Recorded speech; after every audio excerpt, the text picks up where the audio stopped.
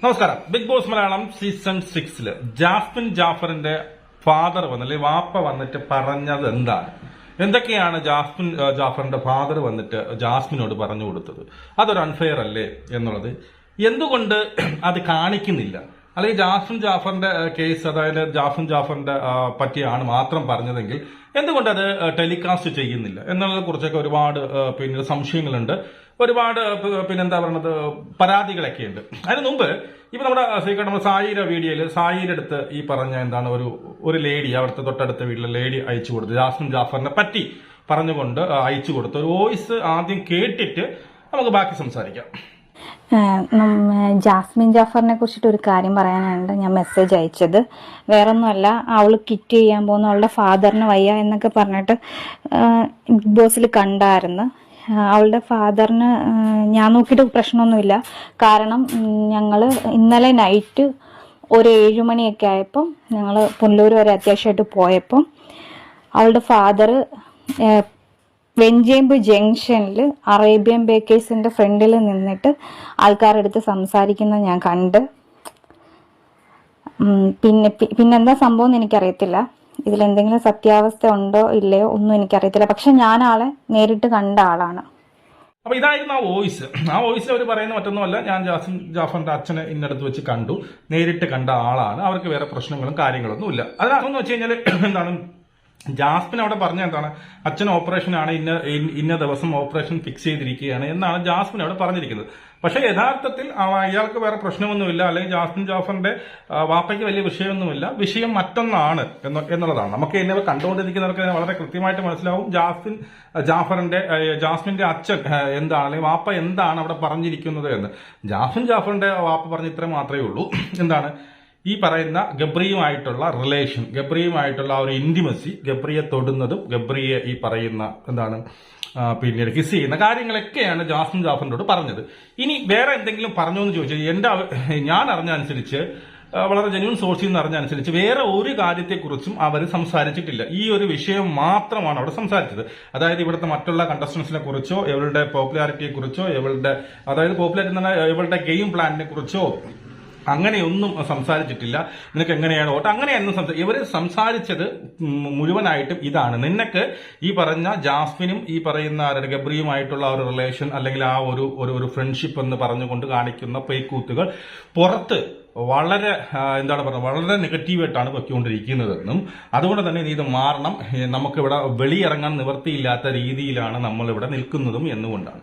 ഇനി എന്തുകൊണ്ട് ഇത് കാണിച്ചില്ല എന്ന് പറഞ്ഞു കഴിഞ്ഞാൽ, അതിനകത്ത് പുള്ളി നല്ല രീതിയിൽ റൈസായി സംസാരിച്ചു എന്ന് നമുക്കറിയാൻ കഴിയുന്നത്.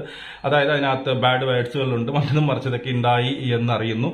അതുപോലെ തന്നെ ജാസ്മിൻ ഇതിനെ നല്ല രീതിയിൽ ആദ്യം ഈ പറഞ്ഞല്ല അവളെന്ത് ന്യായീകരിച്ചു എന്നാണ് അറിയുന്നത്. അതായത് ജാസ്മിൻ തന്നെ അങ്ങോട്ട് പറഞ്ഞിട്ടുണ്ടെന്ന്, അതായത് അച്ഛൻ പിന്നെ വാപ്പേന്ദ്രൻ അങ്ങനെ കാണുന്നത് ഇത് നമ്മുടെ ഫ്രണ്ട്ഷിപ്പ് അല്ലേ, നമ്മുടെ ഫ്രണ്ട് അല്ലേ, ഇതൊരു ഗെയിം അല്ലേ, ഇതിനങ്ങനെ കണ്ടുകൂടെ എന്നുള്ള രീതിയിൽ. അതായത് ഇപ്പോഴത്തെ ഹൗസിനകത്ത് ഹൗസ്മേറ്റ്സിനോട് ജാസ്മിൻ എങ്ങനെയാണോ വാദിക്കുന്നത് അതേ രീതിയിൽ, അതേ നാണയത്തിൽ ജാസ്മിൻ എന്ത് ചെയ്തിട്ടുണ്ട്, വാപ്പേരെടുത്ത് ഈ പറഞ്ഞതുപോലെ പ്രതികരിച്ചിട്ടുണ്ട്.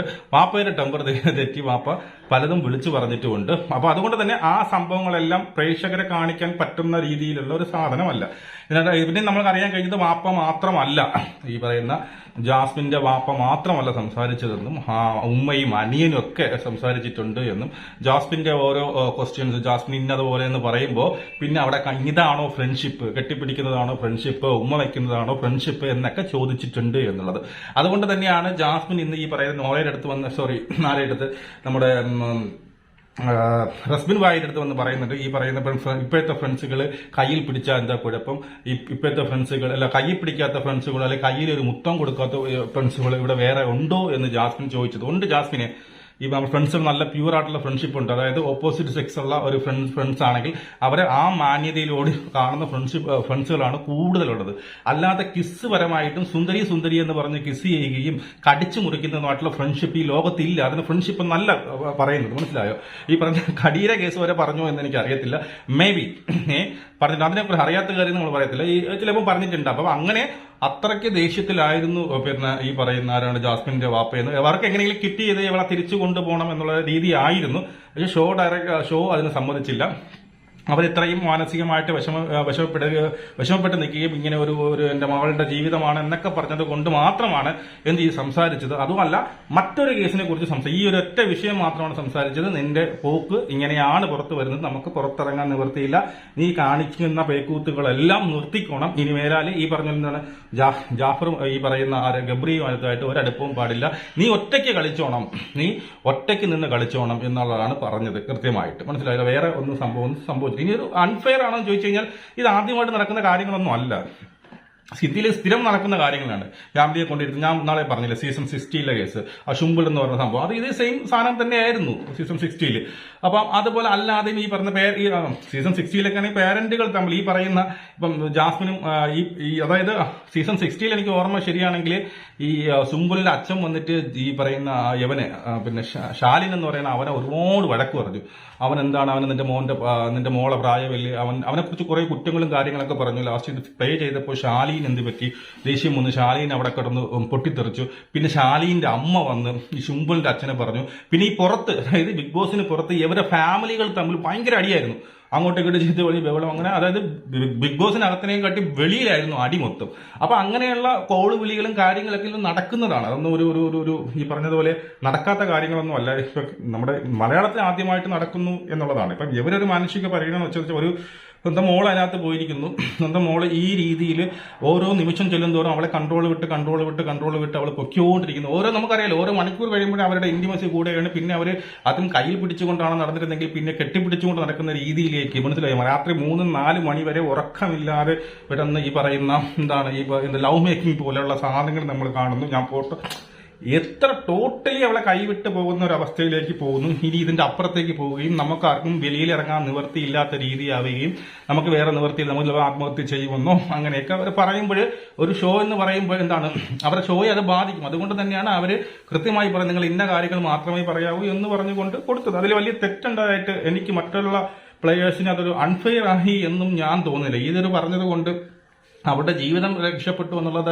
മറ്റുള്ളവർക്ക് എന്തെങ്കിലും എനിക്ക് അങ്ങനെ തോന്നുന്നില്ല. ഞാൻ അതിൽ ആ ഒരു സംഭവം ചെയ്തതിൽ ഒരു അൺഫെയർ ഉണ്ടെന്നും ഞാൻ വിചാരിക്കുന്നില്ല. ഇങ്ങനെ ഒരു വിഷയമായതുകൊണ്ട് വേറെ എന്തെങ്കിലും വിഷയമാണെങ്കിൽ നമുക്ക് കുഴപ്പമില്ല, അത് വേറൊരു രീതിയിലാണ് റോങ് ആയിട്ട് പോകുന്നത്, അതിൽ നമുക്ക് വിഷയമില്ല. ഇങ്ങനെ ഒരു പെൺകുട്ടിയും ഇവരുടെ റിലേഷൻ, മനസ്സിലായി, അവിടെ കിടന്ന് അവർ കാണിക്കുന്ന റിലേഷൻ ഉള്ള പുറത്തെ ഭാവിയിൽ ഇനി വരാൻ പോകുന്ന ഭാവി തന്നെ നശിച്ചു പോകുന്ന രീതിയിൽ, അല്ലെങ്കിൽ നമ്മുടെ കുടുംബത്തിന്റെ കൂട്ട ആത്മഹത്യയിലേക്ക് പോകുന്ന രീതിയിലേക്ക് എത്തുമ്പോൾ അവർ ചിലപ്പോൾ ഇങ്ങനെ ഒരു സംഭവം വയ്ക്കും. അപ്പൊ ഇത്രയേ ഉള്ളൂ ഇതിനകത്ത് പറയാനുള്ളത്. വേറെ ഷോയെ പറ്റിയോ ഈ പറയുന്ന വേറെ അവിടെയുള്ള കണ്ടസ്റ്റൻസിനെ പറ്റിയോ വേറെ അവിടെയുള്ള കണ്ടസ്റ്റൻസിന്റെ ഗെയിം സ്ട്രാറ്റജിയെ കുറിച്ച് ഒന്നും അവർ സംസാരിച്ചിട്ടില്ല എന്നാണ് നമുക്ക് അറിയാൻ കഴിയുന്നത്.